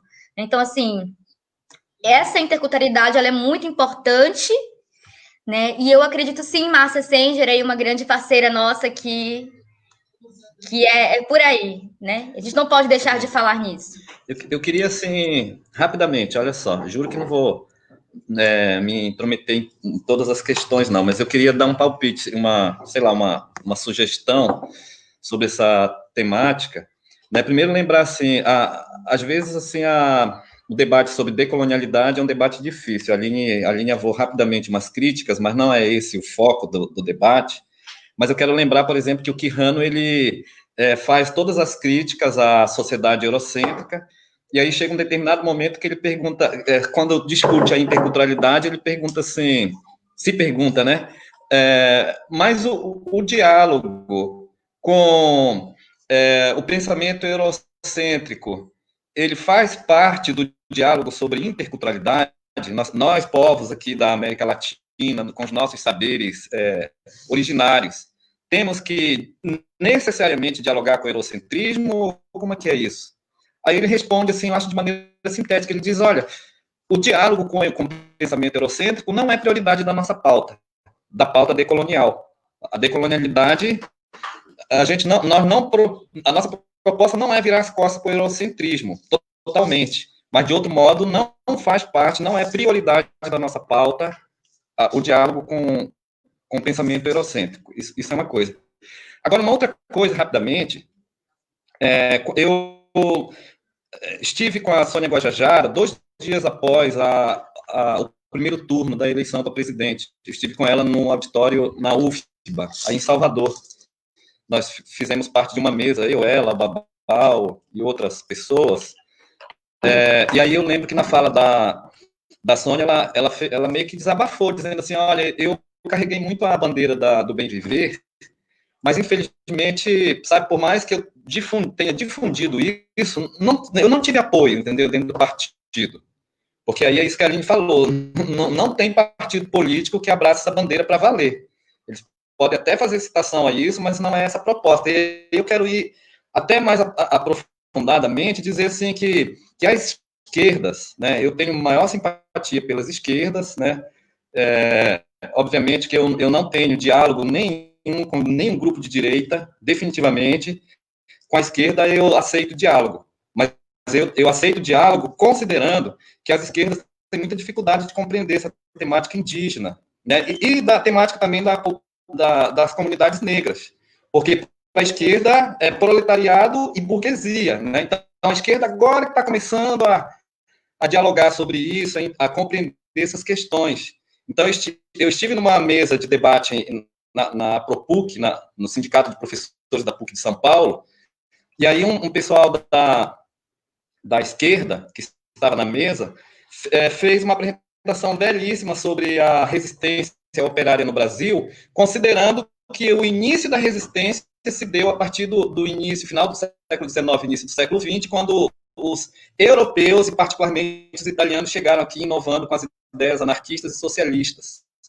Poxa, olha, aparentemente isso é interessante, mas aí depois eu pensei, mas isso é a reprodução de uma proposta eurocêntrica novamente. Entendeu? Então, quando faz esse discurso de que a resistência começou com os anarquistas e comunistas italianos, é virar as costas para uma resistência de mais de 500 anos, resistência indígena, resistência da comunidade negra, e diga-se de passagem que aqui, por esse espaço aqui, América, os povos indígenas foram os primeiros a fazer resistência contra o capitalismo, né, no seu primeiro formato, que foi o formato mercantil.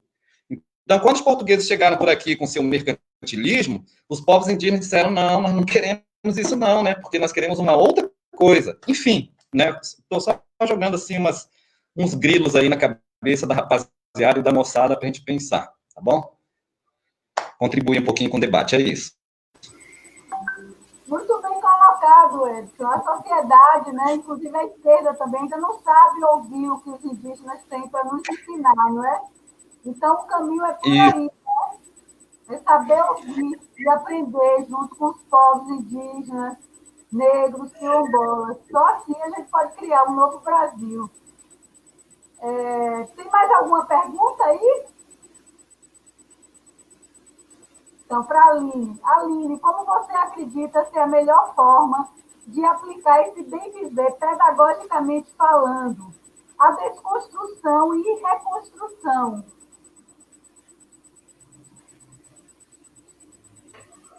Boa vontade. Eu já dei toda a dica, né? Eu falei assim, ó, construir a pontezinha, passar por lá, né? Tem que dar uma olhada de novo aqui no vídeo. Mas é isso, sabe? Pegar o que nós temos e o ponto de partida, ponto de chegada, o que nós temos, trabalhar conscientemente, né? Porque o que nós temos é o que as pessoas liberais pregam, né? Ah, tá tudo igual, né? Somos iguais, né? Mas será que somos iguais? Será que quem é o ser humano que ainda se faz essa pergunta, né? Será que nós queremos ser iguais? Que tipo de igualdade nós queremos? O que é igualdade? Então, se questionar, sabe? Se questionar o que significa isso, né? Como que pode ser aplicado isso? E aí eu já disse, né? Já dei as dicasinhas, né? Da pontezinha, o que precisa ser construído? A ponte. Que ponte? Aí tá aqui, vou ter que ler tudo de novo, porque eu pensei isso hoje, né?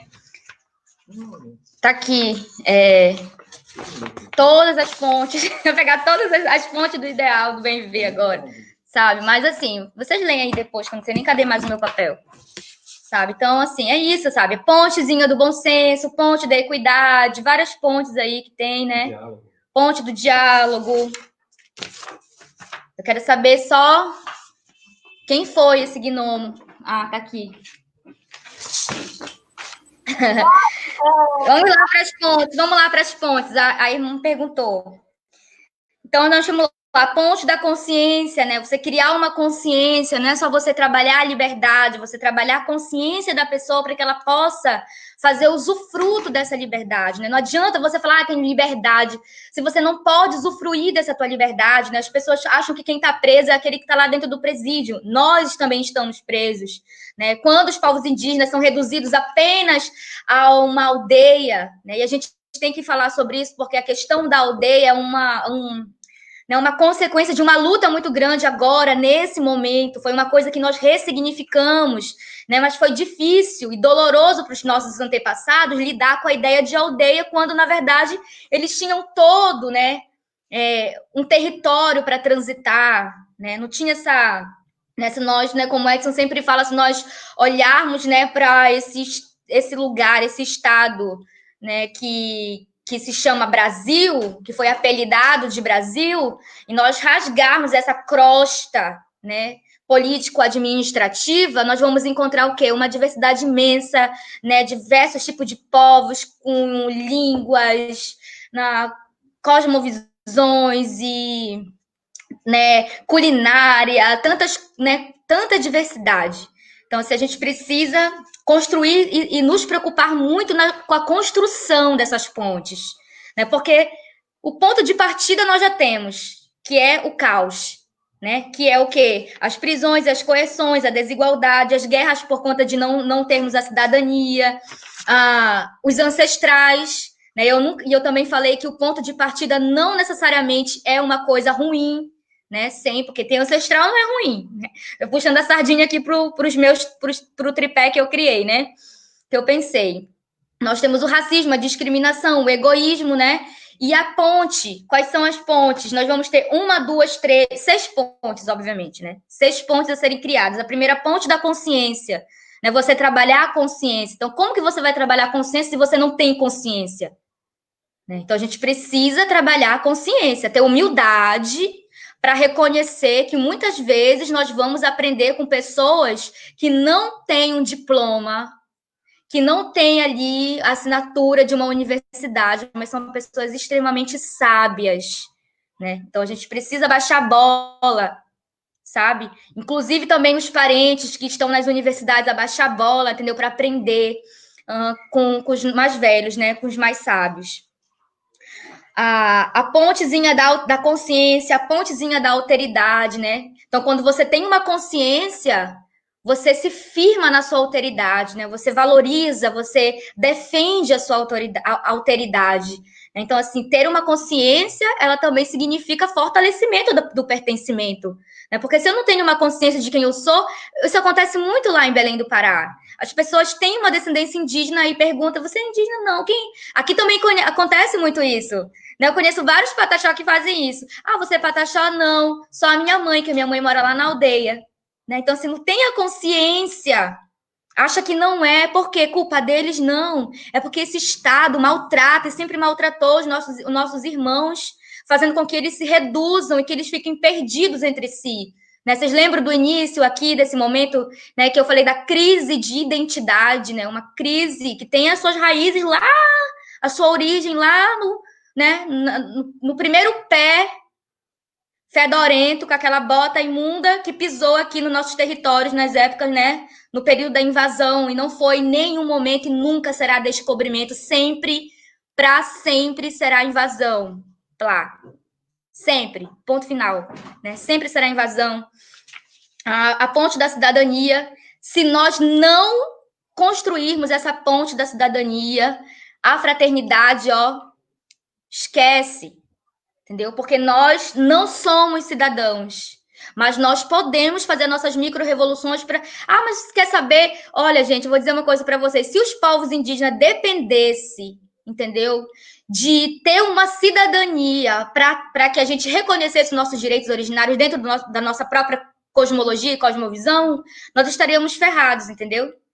Porque nós nunca dependemos, dentro dos diversos povos, eu nunca vi ninguém dizer assim, ah, não, para esse aqui ter direito porque precisa ter cidadania, precisa ter... Não, nunca teve isso. Isso é no mundo dos brancos que acontece isso, sabe? Mas já que é para ressignificar, já que a proposta é repensar, ressignificar para aplicar, então nós precisamos sim falar sobre cidadania. E falar sobre cidadania vamos ter que falar sobre propriedade ancestral, né, que é um outro termo que eu tenho trabalhado bastante. Né, a propriedade ancestral, que trata sobre a obrigatoriedade originária, que também é um outro termo que o Código Civil vai ter que engolir, vai ter que colocar lá. Porque tem tanto tipo de obrigação do direito civil, também tem que ter obrigação originária, também que tem tanto tipo de propriedade. Por que não trabalha a propriedade originária e obrigação, né? Tem que trabalhar essas coisas, a gente precisa pensar. Nós temos uma mente ancestral e a nossa mente ancestral é o portal para a produção de conhecimento científico. Nós não podemos virar as costas para a nossa ancestralidade, nós não podemos produzir mais do mesmo, nós não podemos ficar esperando que outrens falem por nós, nós não podemos, nós precisamos criar essa consciência para que a gente defenda a nossa alteridade, entendeu? Para que a gente lute pela nossa cidadania, para que a gente, né, através da nossa ancestralidade, a gente ganhe o respeito, que a gente tenha o reconhecimento da nossa diversidade e assim a gente possa viver a nossa coletividade, que é a consequência, né, que é o sentimento que é fruto de uma ação comunitária, né? Nós precisamos disso tudo para que a gente tenha vida. A gente precisa ter vida. Nós estamos no 3º milênio discutindo coisas, sabe, que não dá mais para pensar por exemplo, que o branco não discute. Entende? Então, assim, não dá mais. Já deu, acabou. É um projeto de progresso falido. Nos enganaram com todos esses ideais. Sabe, não tem como pensar, já falei para vocês, não tem como pensar, né? Não tem como nós pensarmos um pós-pandemia pensando só nesse tripézinho e querendo ressignificar o tripé. Não, querida, pensem, ressignifiquem, vamos repensar, vamos ressignificar e vamos aplicar, mas vamos pensar com um pensamento liberto, sabe? Um pensamento ancestral, um pensamento com compromisso com a nossa vida, com a nossa alma. Sabe? Tá bom de dormir e ficar triste. Tá bom de acordar de manhã feliz e dormir angustiado e acordar pelas madrugadas, sabe? O trabalho que a nossa Mãe Terra tem conosco, sabe? De estar ali nos direcionando, sabe? Nos acalentando nesse momento tão difícil. É um trabalho árduo. Florescer no meio do lixo ou florescer em meio ao lixo é um trabalho muito árduo. Não é fácil. Sabe, para eu estar aqui falando para vocês dessa forma, quantas barreiras eu não tive que quebrar aqui na minha cabeça, sabe? E falar assim, não, eu sou capaz, eu consigo, né? E aí, hoje pela manhã, um trabalho espiritual todo, e tá aí, olha, a nossa ancestralidade trabalhando, né? Colocando essa outra perspectiva, né, ressignificando. Eu falei para os encantados, para os ancestrais, eu gostaria muito de repensar, de ter condições para repensar isso. Eu gostaria muito de ter condições para ressignificar, eu gostaria de ter força para aplicar. E aí, olha, os encantados vêm, abrem a mente, né? O espírito do grande Criador, o espírito de Deus, abre a nossa mente e faz com que a gente chegue, né, em lugares muito mais altos. Eu quero voar nas asas da grande Condor, né? E eu quero voar com um canudo de formada na mão, né? Vou produzir aí depois né? É isso, gente, por aí. É isso aí, Aline. Se fala bonita, se fala potente. E espero que realmente essa pandemia, né, sirva para que surja algo novo, né? Algo que tenha realmente significado para o humano. E aí, mais alguma pergunta? Acho que o Samir quer falar. Rapidamente, né?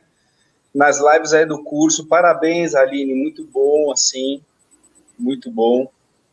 Eu tenho aprendido muito aqui, né? Eu acho que o curso que o Thelma me chamou, eu sou psicólogo, né? Sou psicólogo social, trabalho com cultura e memória social, eu vou dar módulo de direitos humanos. e eu trabalho com memória, história oral, né? Então, assim, tem duas coisas que você colocou e que eu tenho pensado no curso. Primeiro, né, uma vez que eu estou entrando em contato com esse pensamento intelectual indígena agora, né? Então, estou lendo Krenak, então é um contato novo para mim. Eu li o Ideias para Adiar o Fim do Mundo, e tem uma coisa que ele coloca, que você também colocou, né? Que essa universalização dos direitos humanos como algo imposto. E quando você coloca do bem viver, eu acho que tem uma ampliação dos direitos humanos, né? Eu acho que, de certa maneira, você coloca como uma coisa que se pretende universal, sim, mas é uma ampliação, né, do liberdade, igualdade e fraternidade. A ele você coloca mais outras 3 dimensões. Então, acho que o universalismo é uma contribuição, né, do pensamento indígena, do pensamento dos povos tradicionais nessa questão, né? Quer dizer, como é que você vai falar em direitos humanos de maneira eurocêntrica, né? Eu acho que representa essa quebra, que é muito rica, né? Eu fiquei aqui, eu estou encantado já com isso há um tempo, né? E uma coisa, não sei se você quer comentar, se vocês poderiam comentar, e aí um pouco, todas as lives que eu vi ontem, eu vi uma aula também de um colega, professor também da UFAM, de origem indígena, também falando disso, da valorização para os direitos assim, dos povos indígenas, né, da questão da memória e do registro, da preservação da memória e das tradições. Eu não sei como é que está isso, assim, em termos das comunidades indígenas, quer dizer, se as comunidades, elas... Porque tem uma força na tradição oral, né? Então, assim, eu vi, eu acho que um colega também de origem indígena falando isso. Olha, quando morre um ancião, morre um livro, morre uma biblioteca, morre... E como é que é isso, né? Como é que é a preservação da cultura, da tradição, em termos disso, né? De ações efetivas? Não sei se vocês poderiam responder sobre isso. É uma carência nisso ainda? Você já tem isso, um movimento em relação a isso, né? Na verdade, a gente nem precisa de um movimento para isso, né, professor Samir? Porque se nós estamos aqui agora é porque nós somos a consequência, né, o fruto, né, desse processo de firmamento na oralidade, né? Então a gente transmite o que nós sabemos. Essa consciência política, do ponto de vista originário, não nasceu agora em mim, né? Mas também não tem tanto tempo assim, né? Essa consciência do que eu falei para vocês de tornar-me um ser político, né? Então, nós temos, por excelência, um corpo político, uma mente política, e nós precisamos nos colocar enquanto a isso. Então, assim, tem um desafio muito grande, né? Porque muitos parentes têm saído das aldeias, dos territórios indígenas, para estudarem nos grandes centros, né? Para entrarem nas universidades e tem também os parentes que estão fazendo esse caminho de volta, né? Eu não nasci na aldeia Mebengocré, eu não nasci, né, na aldeia Goiamoroti, mas eu tô até uma aldeia não tão antiga, uma aldeia recente, mas eu tenho feito esse caminho de volta, né? De beber na fonte, né? Numa fonte que gera vida. Então, eu tenho ouvido as histórias, né? As histórias do Grande Tapi, as histórias também do fim do mundo, né? Do grande roedor que vive e mora, né, na raiz da árvore, de uma árvore muito grande, uma grande castanheira, né, e o meu pai, por exemplo, né, os mais velhos contam essas histórias pra gente, e a gente fica assim pensando, nossa, que forte essa história, né, porque o grande tapi, ele acorda, ele pode acordar a qualquer momento, e quando ele acordar, né, a partir da noite, ele acorda, ele vai roer aquela castanheira, e a árvore não é qualquer castanheira, é a árvore que segura o céu. E ela cai e vai desmoronar e a humanidade inteira, né, vai morrer. Então, assim, por que o problema da noite, né? Porque o povo Mebengocré não sai para caçar à noite, é muito difícil, né? Eu tava perguntando, pai, mas vocês não saem para caçar à noite? Não, a gente não sai para caçar à noite. Muito difícil, quase impossível sair para caçar à noite. À noite a gente se recolhe, fica na nossa esquicré, né? Então, assim, fica na casa. E qual é o horário que os invasores, que são aqueles vetores do Covid que eu falei no início do vídeo, usam para, né, todos os horários, mas o medo mesmo é à noite, porque eles vão usar a madeireira, aquela máquina de serrar, a árvore, né? E a árvore pode cair, a árvore vai cair, que eles estão serrando, e não se sabe onde que eles vão serrar a árvore, não se sabe qual a árvore, não se sabe se eles vão adentrar no território do grande tapi, né? E se eles acordarem esse tapi, e esse tapi começar a roer a castanheira até acabar tudo e o céu desabar? Então é um medo que cerca, né? Que não é infundado, que não é um folclore, não, que é uma coisa real, que eles vivem isso, né? E é o que nós vamos passar para os nossos filhos, é o que nós devemos passar para os nossos filhos, para que eles fiquem de olho quando a gente partir, né, no invasor. O invasor não pode acordar o grande tapi de jeito nenhum. Então, assim, não queremos invasão nas terras indígenas. A gente tem que lutar para isso, né? O Estatuto do Índio nos chama ainda de silvícolas, né? Reduzindo a nossa cidadania, né? Reduzindo o nosso pertencimento, reduzindo, né, enquanto ser político. Mas, assim, como eu disse para vocês, eu acredito muito que a gente possa, né, cada um dentro da sua área de formação e de atuação, que uma coisa é a área de formação, né? Outra coisa é a área de atuação. Tem gente que atua meramente através de escritas de artigos. A gente precisa de coisas mais efetivas. Um dos grandes problemas que nós temos enfrentado é isso, sabe? Eu não estou julgando, gente, de coração aberto eu estou falando para vocês isso aqui, porque eu entendo a forma que as pessoas foram ensinadas a lutar, né? Mas nós não estamos precisando de pessoas que queiram nos ajudar apenas no campo acadêmico, no sentido de produção de material. A gente precisa que essas pessoas coloquem as coisas no campo real, das suas palestras, das suas aulas, né? Que você está ali dando uma aula e, de repente, alguém fala uma coisa e você está ali, plá, pronto para desconstruir aquele aluno, mas desconstruir com amor, né? Porque o conhecimento, durante tanto tempo, foi tão opressor, a gente não precisa proliferar isso, né? Não precisa pulverizar isso, dar continuidade nesse projeto tão ruim. Então, acho assim que a proposta é essa, sabe? Amor, reencantar, e é isso, né? Nos descolonizarmos, né? Em alguma medida, todos os dias. Posso falar? Pode falar. Não. Olha, só uma questão assim. A linha é a estrela, viu? Tô aqui nossa. só para... Tô fora desse negócio de estrelado. Só para contribuir assim com algumas coisas. Então, eu percebo assim que memória, obviamente, que tem uma relação direta com tradições indígenas e tem uma relação direta com ancestralidade indígena. E essas memórias, elas se expressam através da oralidade. O povo indígena é, por excelência, o povo da oralidade. Eu participei de alguns debates a respeito de uma certa preocupação com relação à produção do conhecimento indígena em livros, né? Porque uma das preocupações é o congelamento do conhecimento, porque a partir do momento que você produz né, ali todo o conhecimento no livro, então você não vai mais precisar dos narradores, sabe, dos sábios, porque quem quiser saber vai lá no livro e consulta, como, por exemplo, se faz na dita civilização ocidental. Então, é importante mantermos assim a relevância e a importância dos sábios, sabe? Das curandeiras, das parteiras, dos pajés, dos pescadores, dos caçadores, dos sábios. É fundamental os povos indígenas, né, as crianças, adolescentes e jovens continuarem ouvindo as narrativas, porque são narrativas ancestrais. Então, nesse sentido, eu fico um pouco assim tranquilo, sabe, e indo assim na convergência do pensamento do Krenak,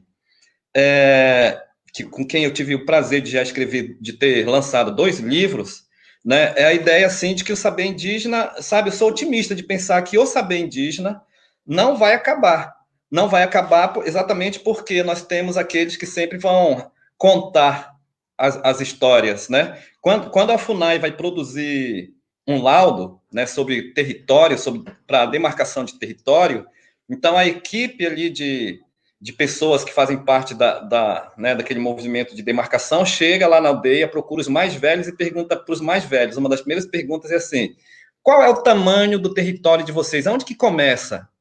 Aí eles vão ouvir uma narrativa dos antigos que vão dizer, olha, os nossos antepassados diziam que é lá naquela montanha, mas não é nessa primeira, não, é lá na outra, muito longe. Então, a conversa começa aí.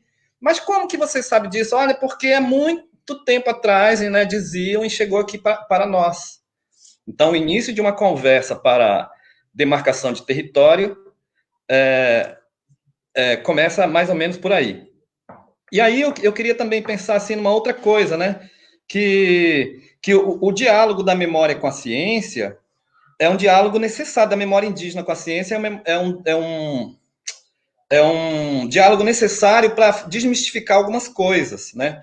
Então, por exemplo, eu estive num evento na cidade de Tiradentes, em Minas Gerais, e aí foi montada uma mesa belíssima, com 3 palestrantes, assim, autoridades, né? Uma moça, super autoridade em evolucionismo, né? Eu acho que era doutora, pós-doutora em biologia, que deu um show sobre evolucionismo, desde a primeira grande explosão, né, e até chegarmos aqui, onde estamos, seres homo sapiens. Depois um doutor em teologia para falar do criacionismo em 6 dias, né? Um ser superior criou todas as coisas, inclusive nós, que fomos um boneco de barro e, né, foi soprado nas narinas daquele boneco, e aqui estamos nós, seres inteligentes. E o terceiro palestrante, um pajé, do povo Runicuim, que levantou calmamente e sabiamente falou assim: olha, eu quero agradecer muito aos meus 2 parceiros que falaram, né? Eu quero dizer que eu aprendi muito, eu achei muito bonita ele falou assim, achei muito bonita esses mitos de vocês, né? Mas quero dizer assim que o mito do nosso povo é outro, a história do nosso povo é outra. Tudo começou com um grande jacaré. E aí ele vai fazer uma narrativa belíssima, né? Para contar um outro formato da origem de todas as coisas a partir de uma memória, né, ancestral, que é uma memória indígena. É isso, tá bom?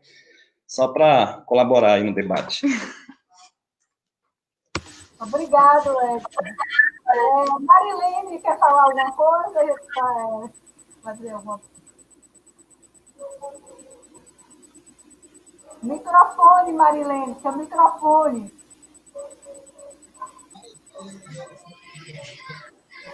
Pode dar seguimento. Na hora que for para concluir, eu falo. Você conclui. Então, muitos elogios aí na live, então vou ler alguns. Parabéns, professora Aline, professor Edson. Muita aprendizagem nesses tempos remotos. A Dalgisa, desculpa, eu não estava dizendo o nome das pessoas, a Dalgisa Xavier falou: excelente, parabéns, Aline e professor Edson. A fala de vocês faz com que repensemos a nossa prática na educação escolar indígena, nesse momento difícil para todos os povos indígenas. Johnny Carvalho fala: parabéns, perfeito, aula riquíssima. Cíntia Cardoso, sabe as palavras de Aline e Edson Caiapó. Fortalecimento e grandes aprendizados. Muito obrigada.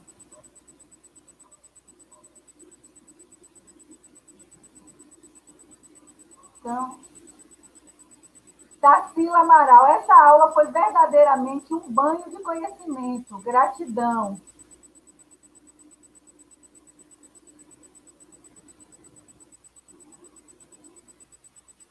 Tairá Tuxá.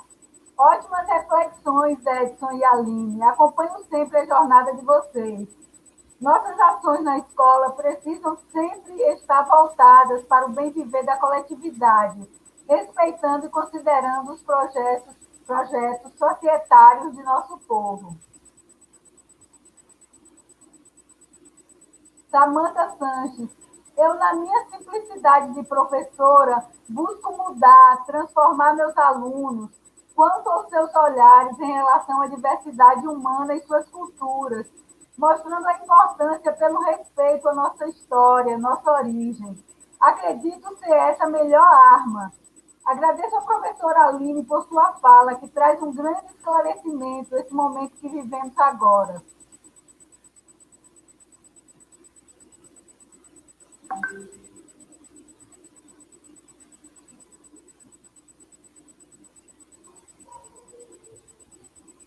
Kélia Carvalho, Educação Escolar Indígena de Porto Seguro, presente. Saviane Freire, parabéns, Aline Caiapó. Gosto de suas falas e também de suas atitudes.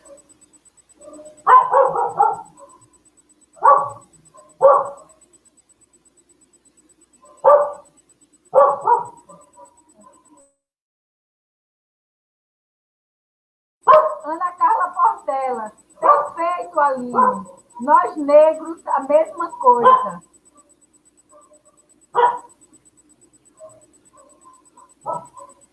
Márcia Singer, Aline dando um show.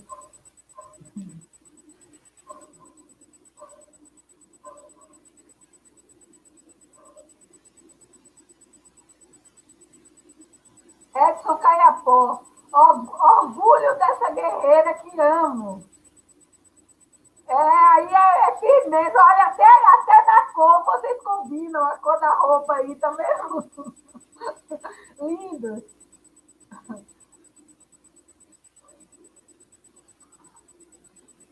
Genicleia Afrígio, boa tarde. Fala potente dessa guerreira.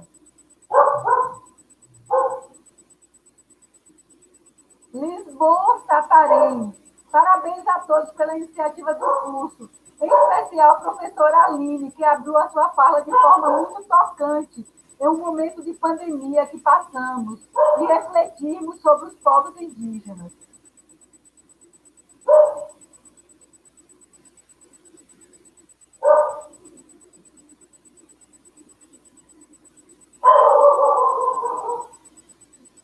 Ana Carolina, boa tarde a todos. Tata Sabodê, importantes reflexões. Tata.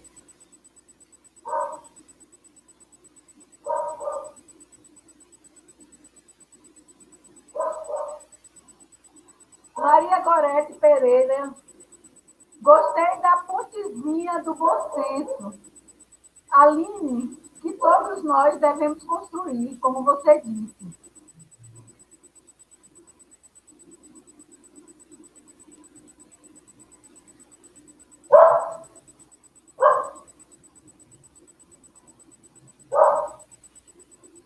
Tairá Chá, precisamos sim provocar na prática essas mudanças tão necessárias que há muito tempo na educação, necessárias há muito tempo na educação para a emancipação.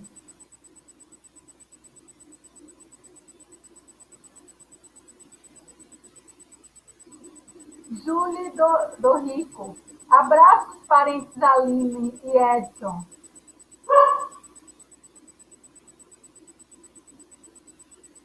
Só uma questão aqui bem rápida, né? A Júlia do Rico, né, ela criou um projeto chamado Ler Mulheres Indígenas. Então, na pandemia, ela está colocando todas as parentadas aí para ler, né, para debater né, o livro do outro, a obra do outro, o texto do outro, um parente lendo um trabalho do outro, e, né, participando de lives, e está sendo muito, muito bacana. Né? Então, parabéns aí para a Júlia. Queria aproveitar agora para, né, desejar aí, eu sei que o aniversário da minha mãe já passou, mas eu quero, né, dizer que eu a amo muito. Feliz aniversário, mãe, né? Feliz aniversário, mamãe linda. E, né, desejar parabéns e feliz aniversário também, né, para Maria Jane, né? Eu não vou dizer a idade que ela está completando, mas é isso, né, Maria Jane? Um beijo no coração. Parabéns, feliz aniversário. Obrigada, Aline. Então, agora vamos passar para as considerações finais, né? Marilene, depois Samir e depois vocês, Aline e Edson.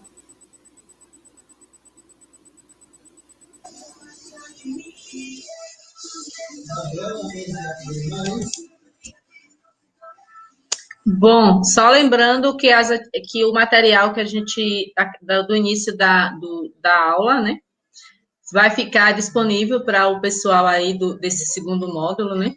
Aí é só entrar em contato direitinho, aí já está o pessoal, acho que no Google Sala, né? E aí vai poder pegar essas informações lá também e depois poder contribuir de qualquer forma. E, por outro lado, acho que esse horário também a gente já pode estar também no sentido de concluir, né? Mais uma vez aqui agradecer a presença de todos vocês, né, dos cursistas que estavam aí até esse horário também assistindo, né, participando, né, assim, aprendendo com a fala de Aline e do professor Edson, né. Então, acredito que essa tarde de hoje, que é um dia aqui para o Nordeste, né, que é o dia de São João, que a gente não pode comemorar em festa na rua, mas em casa, e a gente, nesse momento aqui, os professores estão aqui presentes, né, na luta, para poder fazer a diferença. Eu acredito que a educação só vai caminhar a partir do momento que todos nós puder participar desses momentos, né, e praticar. Eu acho que essa ponte que a Aline diz, a gente precisa, eu até notei que a gente precisa, a ponte do bom senso, a gente precisa construir e também usá-la, né? Então, assim, acho que foi uma aula muito interessante. A fala de Aline tem, assim, muito a ver com esse curso, esse módulo também, que inclusive foi escolhida justamente por isso, né? Então, assim, acho que a fala dela veio para contribuir e muito, né? Então, assim, agradecer mais uma vez o professor Sami que está aí, Fátima, e vamos aí, a próxima já tem também outro marcado para poder contribuir também. Aí fica a fala com vocês aí para poder também fazer seus finalmente. Bom, obrigada, né? Obrigada por esse momento, obrigada por ser esse ouvido, né? Vocês estão sendo esse ouvido. Eu tenho certeza que se vocês se colocam nessa posição de ser esse ouvido, é porque vocês estão também na posição de propagar, né? E de viver isso. Nós precisamos, né? Nos encontrar conosco, né? Então, esse é um momento de grande reflexão. E eu sei que nós vamos conseguir, eu tenho certeza, porque se eu tivesse um pensamento niilista ou um pensamento depressivo, né, com poucas perspectivas, eu jamais estaria aqui. Então, se a gente está aqui até agora, lutando e resistindo, é porque a gente acredita, né, porque nós temos grande esperança no nosso coração, né, e é isso, tá bom? Muito obrigada, professor Sami, obrigada, professora Fátima, obrigada, parenta, Jocana Baixu, linda, maravilhosa, beijo pra filha, muita força na luta, eu sei que não é fácil, mas a gente vai conseguir, né, e assim, o Edson vai mostrar aqui né, nossos filhos, Não vai mostrar. Aqui, ó, pensaram que era filhos, né? Não, eu tinha uma ideia, mas eu sabia que não era. Olha, o meu primeiro trabalho com ele, né? Mostra que quando a gente tem boa vontade, a gente consegue ter aqui, olha, né? Vários autores, muitos autores de vários povos.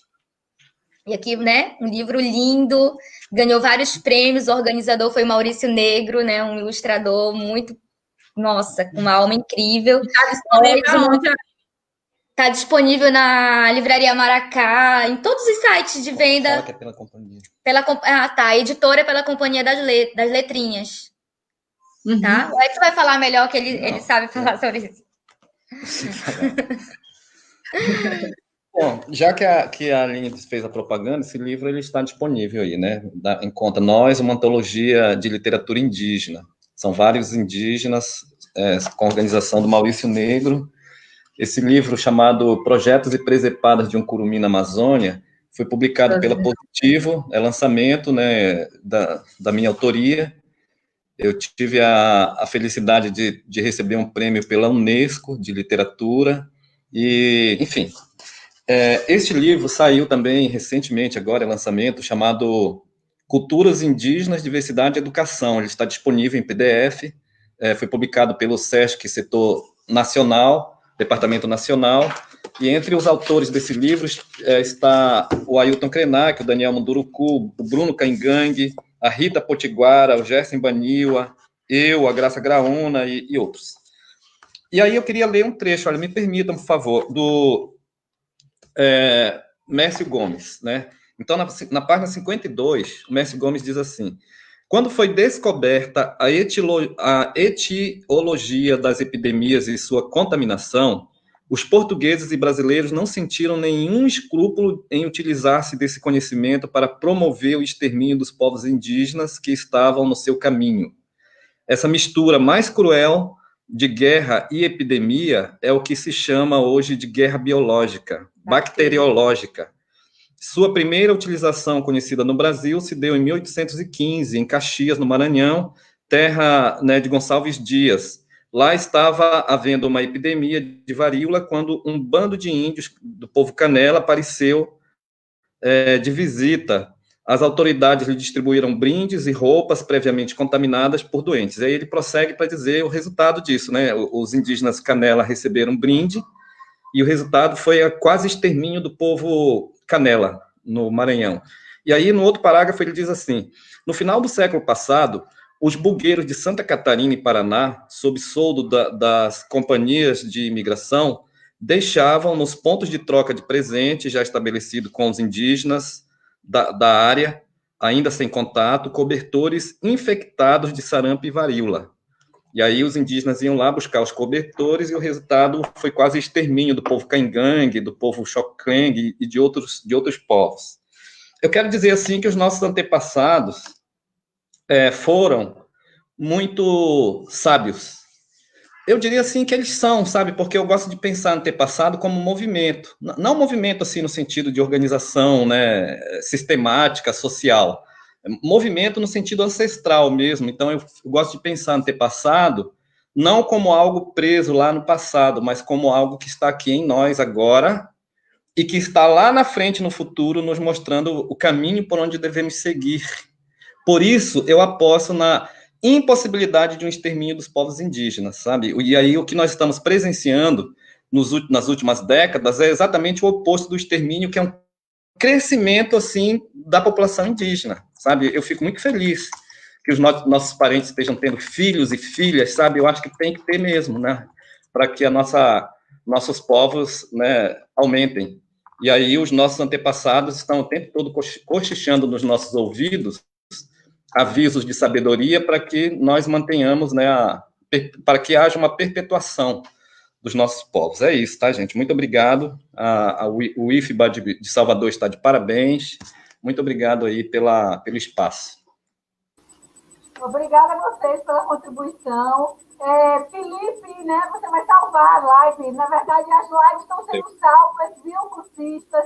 Então, vocês podem voltar lá para ouvir essa aula, para ir fazer anotações, né? Eu também vou fazer isso, porque enquanto eu estava falando, às vezes perdi alguma coisa. E Samir, se quiser falar alguma coisa rapidinho, então eu já me despeço aqui agradecendo a todos e todas por essa tarde maravilhosa de muita aprendizagem. E até a próxima quarta, quando teremos a nossa próxima live. Obrigada! Tchau!